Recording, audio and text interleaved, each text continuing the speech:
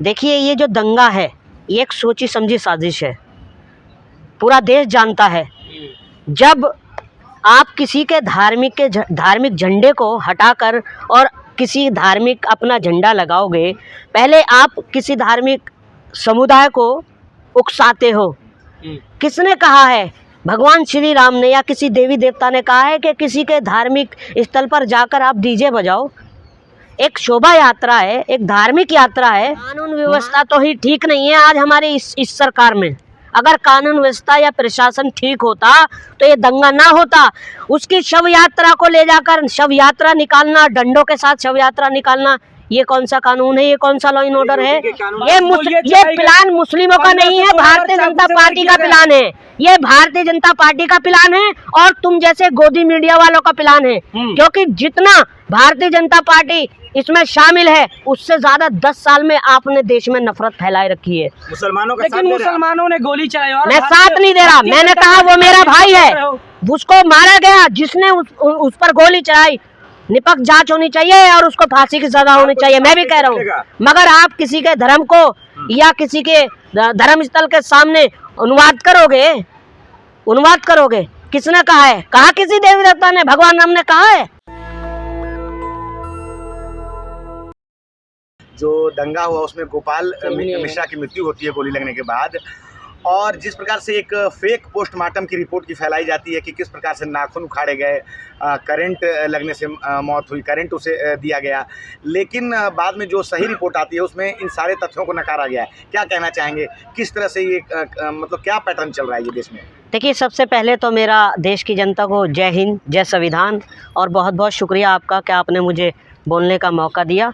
मैं मानता हूँ, मैं पूरा एक सनातन धर्म का आदर्श उनका पूरा वो करता हूँ, सम्मान, मगर किसी के धर्म को या किसी की जाति को उकसाना, फिर उसके बाद ये दंगा होना, किसने अनुमति दी उसको किसी के घर पे चढ़ के झंडा उतारने की? लेकिन हिंसा के विरोध में हिंसा भी तो सही नहीं होती है, गोली तो नहीं मारनी चाहिए थी। क्या आप इस पे कुछ नहीं कहना चाहेंगे? देखिए, हाथरस में एक बेटी के साथ जो घिनौनी हरकत हुई थी और उसके बाद वहाँ पर उसको उसकी बिना माँ बाप की इजाज़त के अंतिम संस्कार कर दिया गया। जब वहाँ के प्रशासन ने कहा कि माहौल बिगड़ जाएगा, तो फिर किसने आज्ञा दी? जो गोपाल मिश्रा है वो भी किसी का बच्चा है। मेरा दिल बुरा है, मैं दिल दुखा रहा हूँ कि वो भी मेरा भाई है। नहीं होना चाहिए ऐसा, मगर ये सिर्फ जानने की ये कोशिश है आखिरकार ये कर कौन रहा है और हम लड़ क्यों रहे हैं, ये जानने की ज़रूरत है। क्योंकि किसी ने अपना भाई खोया, किसी ने अपना बच्चा खोया, और मज़े कौन लूट रहा है? नेता। अच्छा, यूपी में जब भी चुनाव होता है, अभी यूपी में चुनाव की घोषणा हुई है, 10 सीटों पे उपचुनाव होने हैं, और यूपी में लगातार कहा जाता है कि राम राज्य है, और ठीक चुनावों के पहले जो है वहाँ पे ये दंगा जैसा जो है माहौल बन जाता है। इस पे क्या कहना चाहेंगे? भाजपा इसमें क्या भाजपा इस तरह के जो अपने दावे करती है कि यूपी में राम राज्य है, लेकिन लगातार हम चुनाव के पहले देखते हैं कि दंगा वहाँ हो जाता है? देखिए, अगर मैं अपने दिमाग से कहूँ या अपनी तरफ से कहूँ तो ये एक भगवान राम की और राम राज्य की जो है ये एक बेइज्जती है। राम राज्य ऐसा हो ही नहीं सकता। राम ने या किसी देवी देवता ने कोई ऐसा संदेश नहीं दिया कि किसी के धर्म को बुरा कहो या किसी के समुदाय को बुरा कहो या किसी की जान लो। उन्होंने हमेशा अमन का पैगाम दिया है, भाई से भाई को प्यार करने का पैगाम दिया है, एक दूसरे की मदद करने का पैगाम दिया है। तो मुझे तो नहीं लगता ये वो लोग हैं भाई। लेकिन अक्सर आपने देखा हो कि हिंदुओं के त्योहार पे ये दंगा क्यों होता है बार बार? तो मेरा यही सवाल है, मुस्लिमों की भी देखिए जुलूस निकलते हैं, 12 वफात होती है, मुहर्रम होते हैं, क्यों नहीं होता माहौल खराब? ये कहीं ना कहीं उपचुनावों का जो है, मैं अपने नजरिए से जो कह रहा हूँ, ये एक पॉलिटिकल स्टंट है। हिंदू मुसलमान को लड़ाकर वोट इकट्ठा करने का जो भाजपा का जो बहराइच में तो मुसलमानों का हाथ आ रहा है ना? नहीं, मैं कह रहा हूँ इसकी जांच होनी चाहिए, बिल्कुल निष्पक्ष जांच होनी चाहिए। और जिन्होंने ये यात्रा निकाली धार्मिक यात्रा में त्योहार एक है, मिनट यात्रा मैं तो बता रहा दिख हूँ, रही है ना। बिल्कुल त्योहार है। धार्मिक यात्रा में तो मुसलमानों ने पत्थर चलाया कि नहीं चलाया? अगर किसी मैं ही कह रहा हूँ, एक देवी देवता की किसी की यात्रा भी थी हम्म। तो उसमें धार्मिक म्यूजिक चलाए जाते हैं, हम्म। कीर्तन चलाए जाते हैं, या किसी पार्टी का तो आप गाने पत्थर चलाए चलाइएगा, जाते हैं। गोली क्यों नहीं चलाइएगा। किए? मुसलमानों ने कंप्लेन क्यों नहीं किया? देखिए, किसी की मस्जिद के सामने जाकर और ऐसा गाना चलाना जो मैं अपने मुंह से बता भी नहीं सकता आपके चैनलों पे, मैं ऑन कैमरा हूँ। शासन है, कानून व्यवस्था है कि नहीं है? अरे गोली चला देंगे आप? कानून व्यवस्था तो ही ठीक नहीं है आज हमारी इस सरकार में। अगर कानून व्यवस्था या प्रशासन ठीक होता तो ये दंगा ना होता।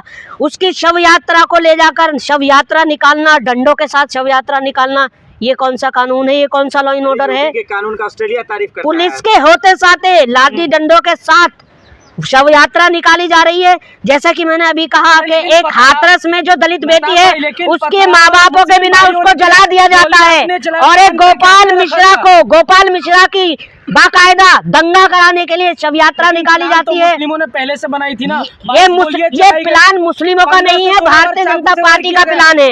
ये भारतीय जनता पार्टी का प्लान है और तुम जैसे गोदी मीडिया वालों का प्लान है, क्योंकि जितना भारतीय जनता पार्टी इसमें शामिल है उससे ज्यादा 10 साल में आपने देश में नफरत फैलाए रखी है। मुसलमानों का लेकिन साथ दे रहे हैं। मुसलमानों ने गोली चलाई और मैं साथ नहीं दे रहा, मैंने कहा वो मेरा भाई है, उसको मारा गया जिसने उस पर गोली चलाई। निपक्ष जांच होनी चाहिए और उसको फांसी की सजा होनी चाहिए, मैं भी कह रहा हूँ। मगर आप किसी के धर्म को या किसी के धर्म स्थल के सामने उन्वाद करोगे, किसने कहा है? कहा किसी देवी देवता ने, भगवान राम ने कहा है? गोपाल की जान किसने ली? पहले उकसाओ, फिर उसके बाद अगर कोई अपना बचाव करे तो अरे बचाओ में वो गोली मुजरिम- मारोगे आप। पुलिस प्रशासन नाम की चीज नहीं है यूपी में।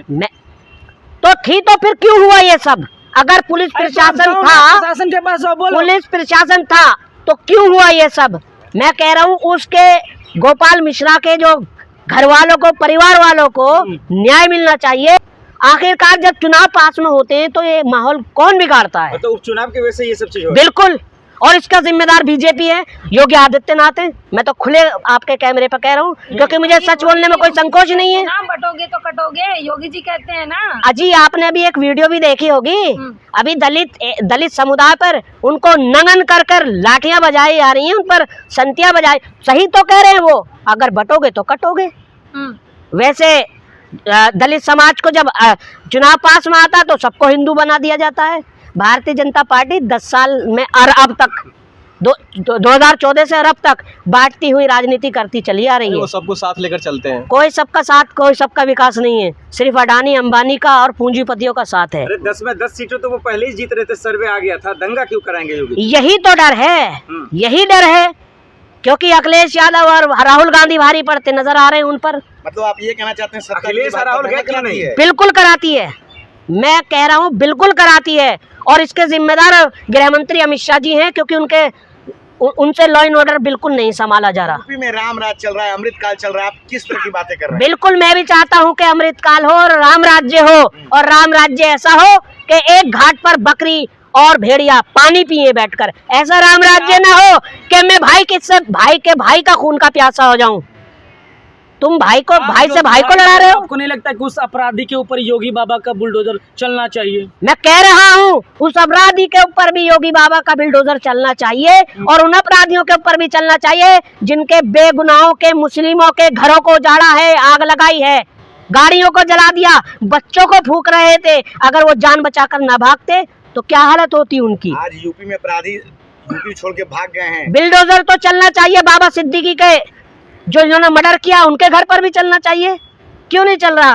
एक तरफा कार्रवाई हो रही है, सिर्फ मुस्लिम समुदाय को, दलित समुदाय को, सिख समुदाय को टारगेट किया जा रहा है इनके शासन में। अरे योगी जैसे ईमानदार कोई सीएम है, मुख्यमंत्री? अरे आप जैसे भी तो ईमानदार नहीं है पत्रकार। चलिए हम आपको नई खबर बताते हैं। राम गोपाल मिश्रा को गोली मारने वाले सरफराज और तालिब को पुलिस ने एनकाउंटर कर दिया है। क्या कहेंगे आप? वो भागने की कोशिश कर रहे थे। देखिए, अभी की खबर है। देखिए, जो जैसा उन्होंने किया है, जैसा उन्होंने किया है, उनको उनकी सजा मिली, मगर इसमें पूरा दंगा कराने का हाथ भाजपा का है और एक यूपी को ही नहीं पूरे देश को सुलगाने का काम करना चाहती है भाजपा। क्या पुलिस एनकाउंटर करके सजा देगी? देश में सुप्रीम कोर्ट और कोर्ट को बंद कर दिया जाना चाहिए। कहीं भी कुछ अपराध हुआ है तो क्या एक कानूनी प्रक्रिया होती है।